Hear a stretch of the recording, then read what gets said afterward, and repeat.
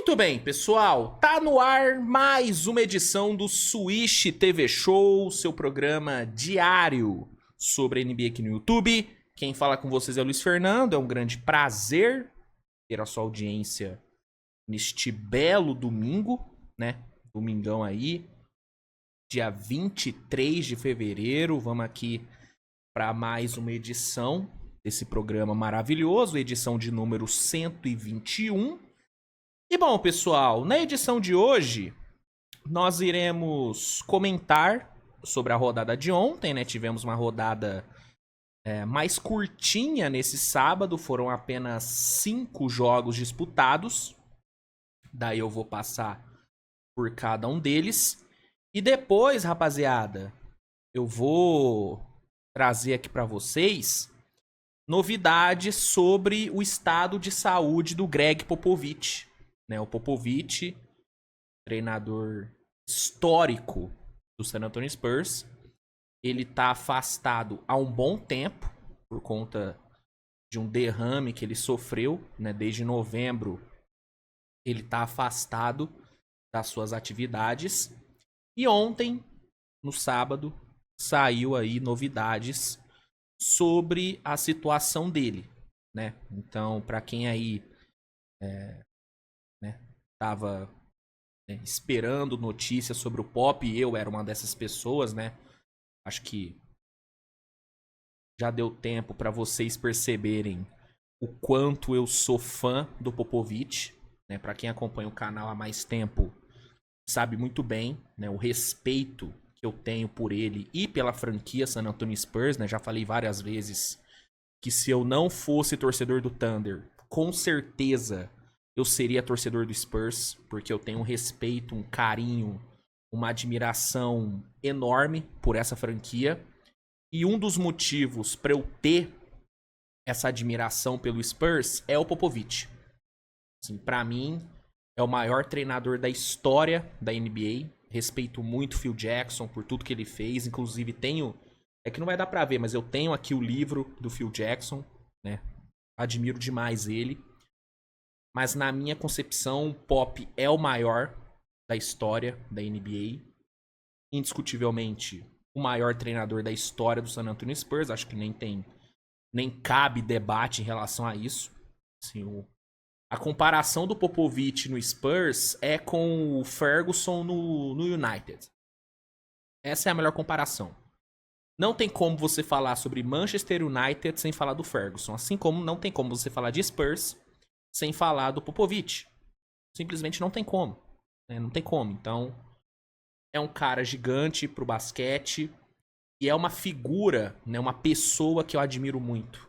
É um cara que sempre se mostrou muito engajado em causas humanitárias. Né? Um cara que sempre defendeu pautas muito importantes.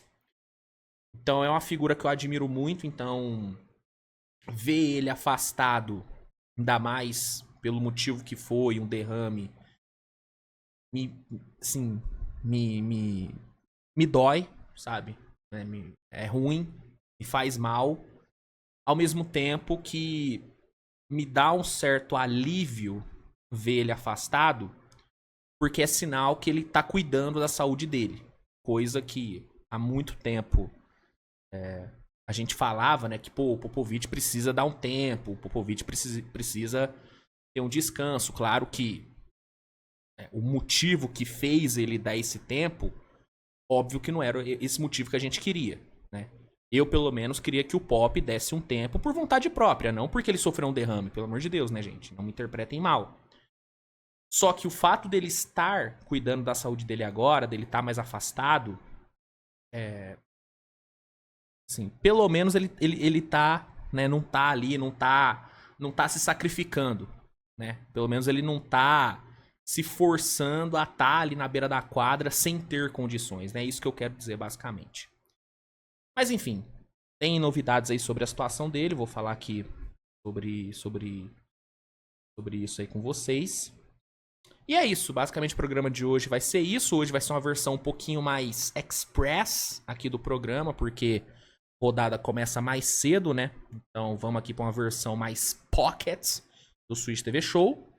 E vambora, né? Vambora, roda a vinheta e vamos começar essa bagaça. Vai!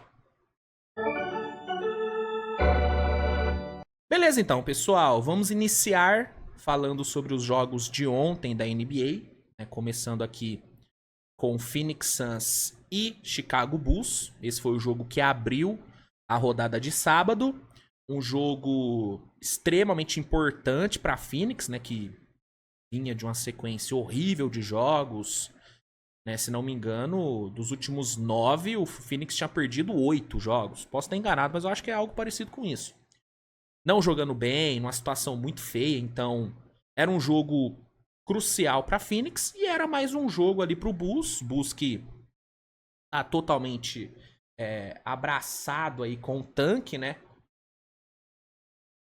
É um time que já não quer mais competir, mas que mesmo sem querer competir, vem competindo, né? Vem mostrando um bom basquete, o Josh Giddey vivendo um ótimo momento. Então, era um jogo onde os dois times tinham motivações bem diferentes. E acabou que o time que precisava ganhar, ganhou. Né? O Phoenix conseguiu sair com a vitória, venceu por 121 a 117. Só que o time que não precisava ganhar, fez de tudo pra ganhar. Né? Chicago fez um jogo bom, competiu pra caramba, né? Dificultou e muito a vida do Phoenix, que fez um jogo bem mequetrefe. A grande verdade é que o Phoenix não jogou bem. Não jogou bem, venceu muito por conta do talento do Durant, do próprio Booker, do Bradley Beal, né? Os três passaram ali dos 20 pontos, foram 29 do Booker, 27 do Durant e 25 do Beal, né? Então os três ali meio que garantiram a vitória do Phoenix, porque o time em si não funcionou. Jogo horrível, jogo miserável, assim. Mas, no talento ali dos três, o Phoenix saiu com a vitória. Vitória que dá um micro respiro pro time, né? Claro, a situação ainda é muito ruim, campanha negativa, 27, 29 de campanha. Ainda tá fora da zona de pós-temporada, né? O Phoenix ainda tá em 11º, né? Se não me engano. Vou pegar aqui, ó. Exatamente, ainda tá em 11º, então a situação ainda é feia. Mas, se perdesse, a situação que é feia ficaria ainda mais feia. Então foi uma vitória importante, longe de ter convencido, inclusive várias críticas ao Budenholzer nesse jogo, né? Muitos erros ali de minutagem de certos jogadores, erros de rotação, na minha opinião. Enfim. Por exemplo, uma coisa que tem me incomodado muito é a forma como o Budenholzer parou de usar o Ryan Dunn. É o Ryan Dunn que, na minha visão, vinha sendo um dos melhores novatos dessa temporada. Cara, nos últimos 2, 3 jogos ele quase não pisou em quadra. Ontem ele não jogou. E não é que ele tava machucado. O Budenholzer não quis botar ele pra jogar. Então tem muita coisa a criticar nesse Phoenix. Mas a vitória veio. Venceu ali e tal. O trio jogou bem. Vitória na conta. Chicago vendeu cara a derrota. Josh Giddey teve mais um jogo excelente de 24 pontos, 8 rebotes e 10 assistências. Jogou muito bem. Mas acabou que no fim não deu para evitar a derrota. Um time que também precisava muito vencer ontem, só que diferente do Phoenix não conseguiu, era a Filadélfia. Filadélfia é outro time que está numa situação desesperadora. São apenas 20 vitórias na temporada, 36 derrotas, contando a de ontem. E a derrota de ontem ela foi muito dolorida para o torcedor, porque foi uma derrota em casa, jogando em Filadélfia, lá no Wells Fargo, jogando em casa com o seu trio em quadra, Embiid, Maxey, Paul George, todo mundo jogou. E foi uma derrota pro Brooklyn Nets, que é um time que, na teoria, é um time de tanque, com o game winner do Nick Claxton. Assim, todo o roteiro dessa derrota do Sixers foi, cara, cruel demais pro torcedor. Se o torcedor teve que ver o seu time tomar um game winner do Nick Claxton no último lance do jogo. Pegou ali o rebote do Keon Johnson, né? Se não me engano, o Keon Johnson tentou arremesso. Ele foi lá, pegou o rebote, botou pra dentro e conseguiu o game winner. Né? Então, essa derrota por 105-103 que o Sixers sofreu foi uma das derrotas, uma das piores derrotas que o Sixers sofreu nessa temporada, cara. Porque era um contexto na teoria favorável pra Filadélfia, jogando em casa, com o Big Three ali, enfrentando um time no papel muito mais fraco. E, mano, no pior momento possível, no momento de crise, no momento onde o time tá caminhando pra ser a maior decepção da NBA dos últimos anos. Então, cara, a noite de ontem foi mais uma noite trágica pra torcida. Sinceramente, eu não consigo imaginar qual que deve ser o sentimento do torcedor do Sixers vendo esse time, cara. Deve ser um mix de frustração com raiva, sabe? Porque, mano, é inadmissível o Philadelphia fazer o que tem feito com o torcedor.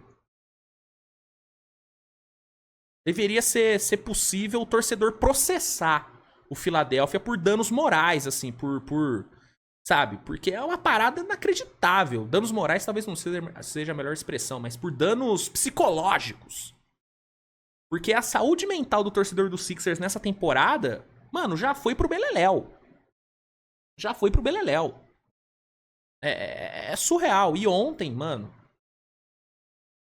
velho, game winner do Claxton, que é bom jogador, tá, gente? Pelo amor de Deus, não tô falando que o Claxton é um bagre.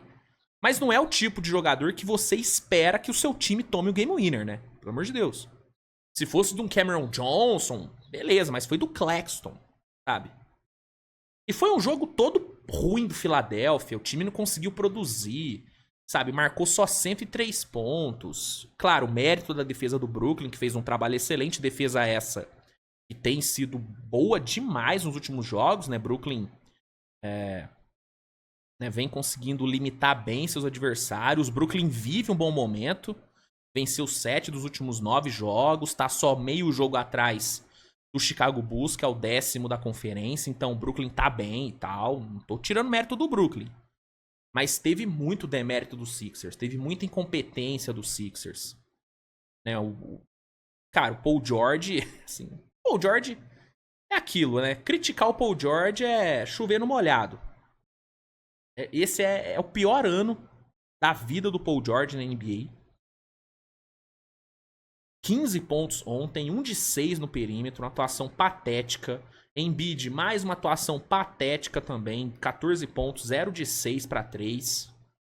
O único que salvou ontem foi de novo o Maxey, que é o único que dá para salvar desse time. Ó, os únicos caras que eu salvo nesse time do Sixers nessa temporada são o Maxey, o Quentin Grimes, que chegou agora, e eu acho que o Yabusele. Tirando esses 3, irmão, ninguém se salva. Nick Nurse faz um trabalho horroroso. Embiid, muito mal. Entendo que tá lesionado, que não tá bem. Mas, irmão, o Embiid não tá bem há quanto tempo, né? Qual foi a última vez que o Embiid jogou sem estar machucado? Pô, ficar saudável também é uma habilidade, né? Ele, infelizmente, não tem essa habilidade. Paul George, uma coisa deplorável, não tem nem o que falar. Ridículo, Paul George. Ridículo, Paul George. Se é aqui no Brasil... O Paul George já não saía mais de casa, né? Porque o torcedor ia ficar na porta da casa dele. Não concordo com isso, tá? Não é isso que eu quero dizer. Mas é o que ia acontecer se o Paul George jogasse no Brasil. Se fosse jogador de futebol, puta que pariu, fudeu. Ô Paul George, vai se fuder! O Philadelphia não precisa de você. Isso, os cânticos já estariam, né? Ressoando aí na porta da casa do Paul George. Não dá pra salvar, cara. Não dá pra salvar ninguém. É uma coisa ridícula e ontem... Cara, derrota... Cara, assim, bateu depressão, mano. Quando eu vi o resultado, porque eu tava vendo Lakers e Denver, né, na hora. Mas na hora que eu vi o resultado, na hora que eu vi o Game Winner, eu falei, puta... Que merda. Assim, eu que nem torço pro Sixers, mano. sabe, a depressão me abraçou, velho. Foi, tá muito feio. Tá muito feio. Né? Enfim. 36ª derrota do Sixers, 21ª vitória do Nets e... Cara, que situação, hein, meus amigos? Que situação. Depois a gente teve Lakers e Denver, né, o jogo mais aguardado da rodada. Dois times aí que nos últimos anos criaram uma rivalidade.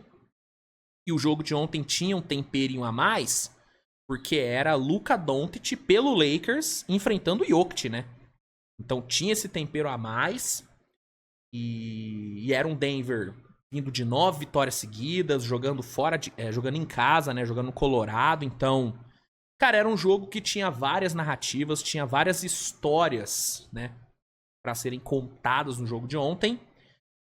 E acabou que o que vimos foi um verdadeiro passeio do Lakers, né? O Lakers que não vencia a Denver na regular desde 2022, não só quebrou esse tabu, mas como quebrou, assim, massacrando o Denver. Eu não vou me estender muito nos comentários sobre esse jogo, porque eu já fiz um vídeo de mais de meia hora só falando sobre essa partida. Se você não assistiu, recomendo que assista. Mas, cara, foi, em resumo, uma masterclass absurda do Los Angeles Lakers. Sim, ontem o Lakers dominou o Denver em todas as áreas do jogo. Defensivamente, foi uma coisa absurda o que o Lakers fez, né? Uma dedicação, um engajamento defensivo espetacular. Sim, o Lakers, durante todo o jogo, exerceu uma pressão absurda ali em cima da bola, não deu tranquilidade, né, pro Denver trabalhar a bola. Toda vez que o Denver tentava movimentar a bola, o Lakers estava lá para cortar a linha de passe, para forçar um erro e conseguiu forçar vários erros, né? Lakers terminou o jogo de ontem com simplesmente 20 turnovers forçados e 15 bolas roubadas. É um aproveitamento excelente aí na batalha dos turnovers, né? Esses 20 turnovers acabaram virando 39 pontos pro Lakers, então a pressão que o Lakers exerceu na defesa fez muito efeito. O trabalho em cima do Jokic foi espetacular. Sim, ontem a gente viu um dos piores jogos do Jokic em muito tempo. Em muito tempo. O Jokic terminou o jogo de ontem com só 12 pontos marcados, só 2 arremessos convertidos. Né? Cometeu 6 turnovers. Ah, Luiz, mas meteu triple-double. Meteu triple-double porque o Jokic é um gênio. Você não vai anular o Jokic. Mas você pode diminuir e muito o impacto dele. Você pode diminuir o raio de ação do Jokic. Foi o que o Lakers fez. Toda hora que o Jokic recebia a bola no post, o Lakers rodeava ele de gente. Dobrava, às vezes até triplicava em cima dele. E aí, com o Michael Porter fazendo um jogo muito ruim, né? Não conseguindo matar muita bola de fora, as dobras, a marcação tripla, às vezes, que o Lakers mandou em cima do Jokic, deu muito resultado. Deu muito resultado, né? Então, o Lakers, cara, defensivamente ontem foi um absurdo. O LeBron defendendo demais, o Luka muito engajado na defesa, Vanderbilt, Finney-Smith, um trabalho excelente. Então, defensivamente o time foi fantástico e ofensivamente o Lakers foi absurdo, né? Absurdo. O jogo de transição do Lakers deu muito certo. A transição ofensiva do Lakers matou a equipe do Denver o jogo inteiro. O jogo inteiro.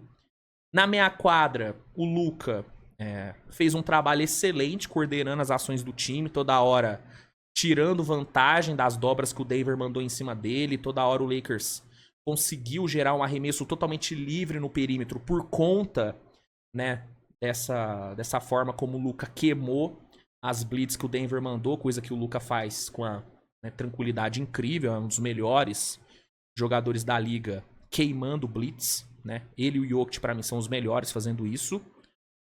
Teve ainda um LeBron entregando um jogo excelente. Nos minutos que o Luka ficou no banco, o LeBron que fez essa função de criar, de achar, né, bons arremessos para os seus companheiros. O LeBron ontem terminou o jogo com 25 pontos e 5 assistências, com 3 tocos. Atuação bizarra do LeBron.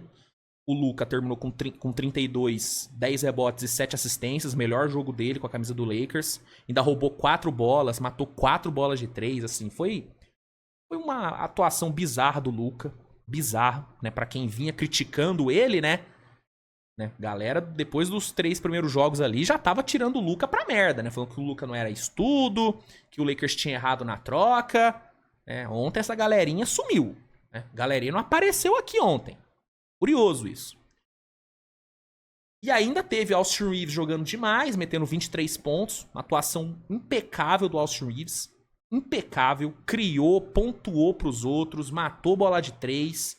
Sim, pontuou por conta própria e gerou pontos pros outros. Defendeu bem. A Shimura também foi outro que jogou demais. 4 bolas de 3, 21 pontos no jogo. Cara, foi uma atuação realmente impecável do Lakers. E a vitória por 123-100 foi totalmente merecida. Ontem o Lakers, cara, ele não cedeu nenhuma liderança pro Denver. Nenhuma. O Denver não liderou o jogo de ontem em nenhum momento. Isso é muito absurdo, cara. Isso é muito absurdo. Ainda mais se tratando de um jogo no Colorado, né? Então, cara, uma atuação excepcional do Lakers. Se você quiser saber mais da minha opinião sobre esse jogo de forma mais aprofundada, recomendo que assista o pós-jogo que eu publiquei. Lá eu falei bastante sobre as estratégias que o J.J. Redick usou, né, sobre a questão aí do Luka. Então dá uma olhadinha lá. Mas em resumo, o que você precisa saber é que o Lakers deu aula. O J.J. Redick ontem deu um nó tático no Michael Malone. Basicamente é isso que aconteceu ontem.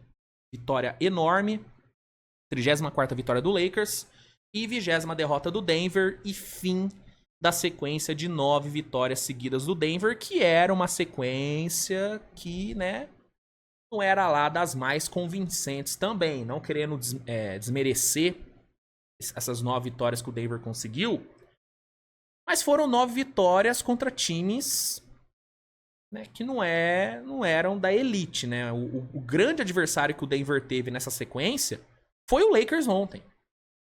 E aconteceu o que aconteceu. O próprio Jokic falou sobre essa questão, né? O Jokic, ele... peguei aqui a declaração dele, ó. Ó. Só abrir aqui.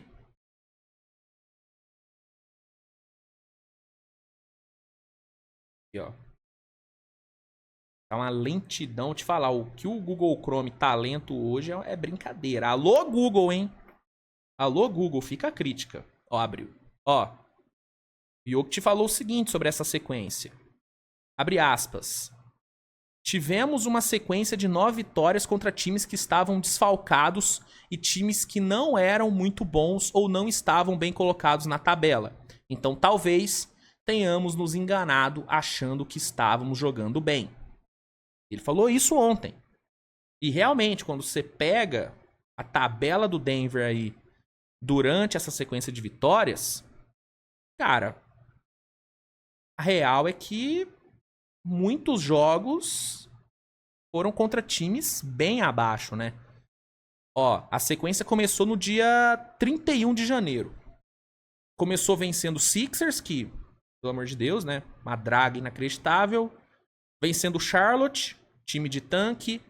Vencendo o Pelicans 2 vezes, outro time de tanque. Vencendo o Orlando, que não vem jogando bem.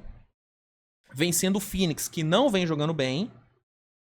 Depois, 2 vitórias contra a Portland, que é um time que vive um momento bom, mas longe de ser elite. E uma vitória contra a Charlotte. De novo, outro time de tanque. Então, nenhuma vitória nessa sequência foi contra um adversário pica. O adversário pica que o Denver pegou foi o Lakers, que vive uma fase boa, né, brigando ali, né, no top 5 ali da conferência. Inclusive, Lakers, 4º lugar da conferência, né? 34 vitórias, 4º lugar. Respeitar o Leicão. E aí, pegando o Lakers, deu no que deu. Então, essa fala do Jokic, ela para mim resume bem o Denver, né? Acho que o Denver É realmente um time muito bom, acho que não tem como desconfiar disso. É um time bom pra caralho, com muita qualidade. É um time inegável que o time é bom e que vive um momento bom. Mas a derrota de ontem, cara, ela levanta vários questionamentos e para quem defende a tese que o Denver não é lá isso tudo, a derrota de ontem deu muita munição pra essa galera, né? Então, resultado péssimo do Denver. Resultado péssimo mesmo e grande resultado pro Leicão, que tá com a moral agora lá em cima, né? Porque venceu o seu grande algoz, venceu o seu grande carrasco dos últimos anos, na casa deles, com o Luka jogando para um querelho. O Luka Doncic ontem deu aula de basquete. Deu aula de basquete. E aí, pra encerrar aqui, né? Esse nosso resumo da rodada. Tivemos o Jazz surpreendendo e vencendo o Houston Rockets em Salt Lake City, né? Venceu por 124-115. Um jogo muito decepcionante por parte do Houston, né? Houston fez um segundo tempo, principalmente o quarto período, muito ruim. Muito ruim, tomou 37-25 no quarto período. Né? Houston, jogo muito feio, fechamento de jogo horroroso. E merecidamente perdeu. Uma derrota que não dá pra ser admissível pra um time que tá brigando, né, na parte de cima da conferência. Né? Se o Houston quer o mando de quadra, não pode perder esse tipo de jogo. E perdeu.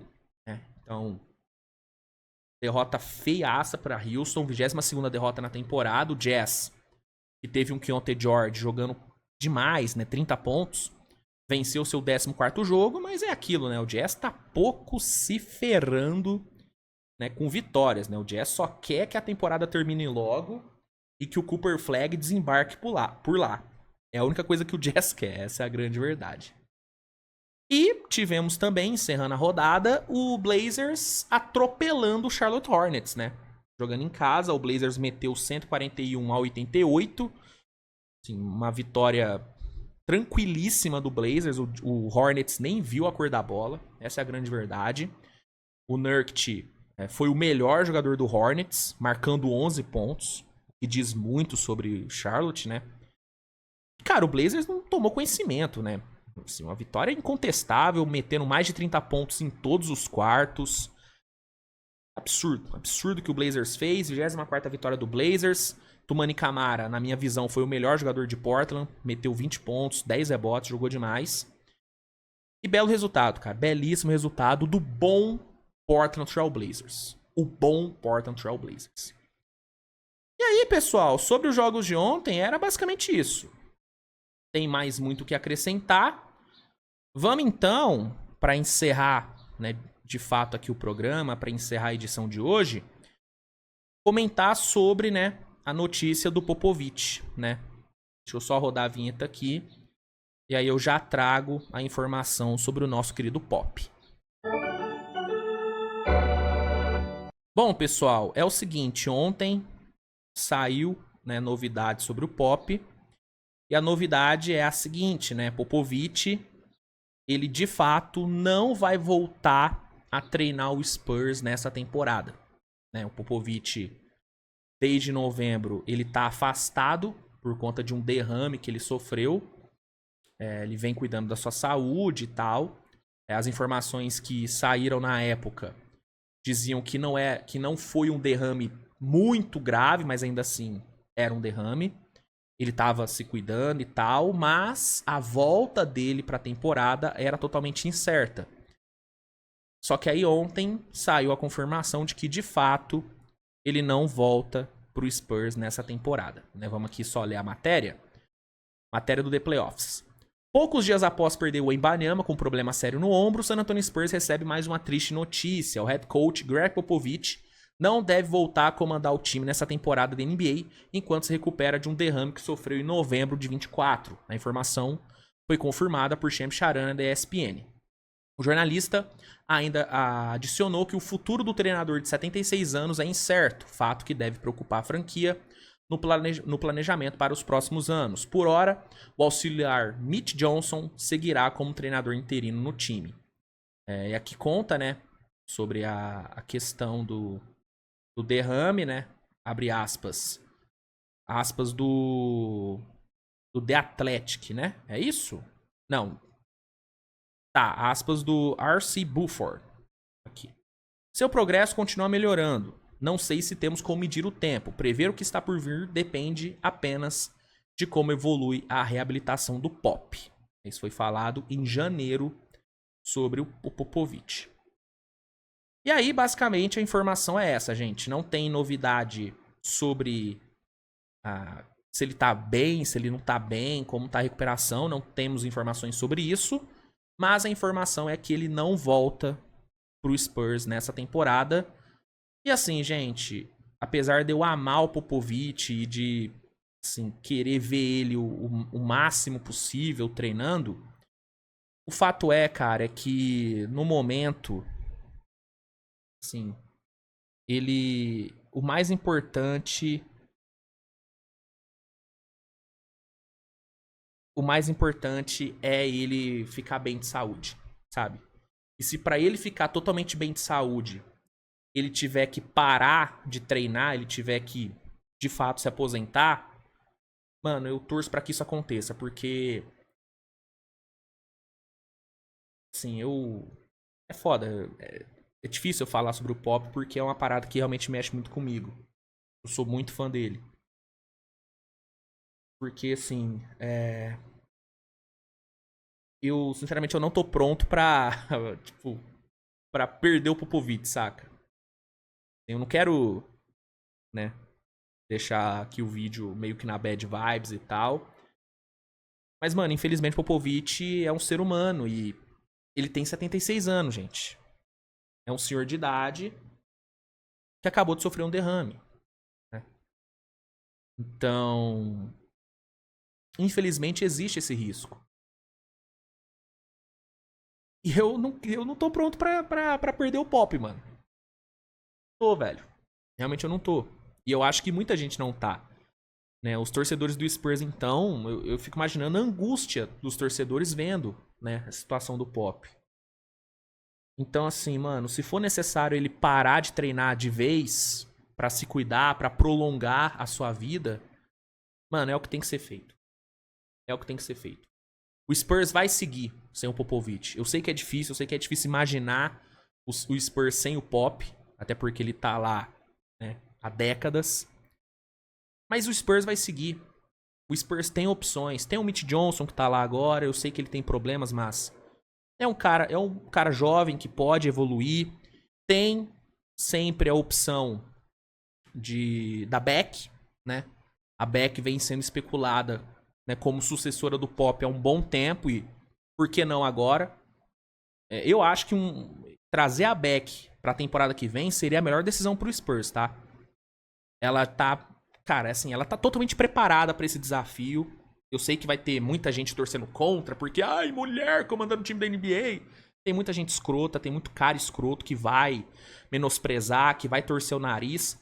Mas a grande verdade é que a Beck é uma baita de uma treinadora. Assim, o que ela tem feito na WNBA nos últimos anos é uma coisa impressionante. Uma coisa impressionante. Então, pra mim, ela tá totalmente preparada pra assumir o San Antonio Spurs. Então, mano, alternativas tem. O que não pode ser uma alternativa é forçar o Popovich, sabe? Deixa ele descansar. Deixa o vovô descansar. Ele merece um descanso e ele precisa ficar bem, cara, porque não dá pra perder o Popovich. Não dá. Eu não consigo. Eu não consigo imaginar o Popovich indo embora. Pelo menos não agora. Eu sei que um dia ele vai, mas não precisa ser agora. Então, tomara que ele de fato se aposente, torço pela aposentadoria dele e. E a vida vai seguir em San Antônio, cara. A vida vai seguir em San Antônio e a vida do Pop tem que seguir também. Não tô falando que ele precisa se afastar do basquete, não. Mas assume um cargo de gerência. Quer continuar? Assume um cargo de gerência, menos desgastante. Dá tempo de ficar com a família, dá tempo de se cuidar, sabe? É o que eu torço pra acontecer. E tomara que nesse tempo que ele vai ficar afastado, já que ele não volta mais pra temporada, Tomara que ele descanse muito, tomara que ele cuide da saúde. Como eu disse no começo do vídeo, é aquilo. Óbvio que o motivo que fez ele se afastar é horrível, mas o fato dele estar afastado talvez facilite a decisão de fato se aposentar, o que é algo que eu vejo como necessidade dada a idade do Pop e esse derrame, cara. Ah, mas não foi um derrame grave. Irmão, derrame é derrame. Derrame é derrame. Entendeu? Então, enfim, cara, é só minha opinião. O Popovich sabe bem o que faz da vida, mas eu me preocupo muito com a saúde do vovô. Me preocupo demais com a saúde do vovô. Enfim, gente, programa de hoje era basicamente isso, né? Espero que vocês tenham gostado. Desculpa ter deixado o programa numa bad vibes aqui na reta final, mas acho que vocês entendem. Né? Eu tenho um apego muito grande ao Popovich, então toda essa situação acaba mexendo muito comigo e eu acho que mexe com muitos de vocês também. Mas é isso, gente. Espero que vocês tenham gostado. Se gostou, deixa o like, se inscreve no canal, compartilha o conteúdo com seus amigos. E é isso, gente. Tamo junto, grande abraço. Nos vemos mais tarde com mais conteúdo e tchau.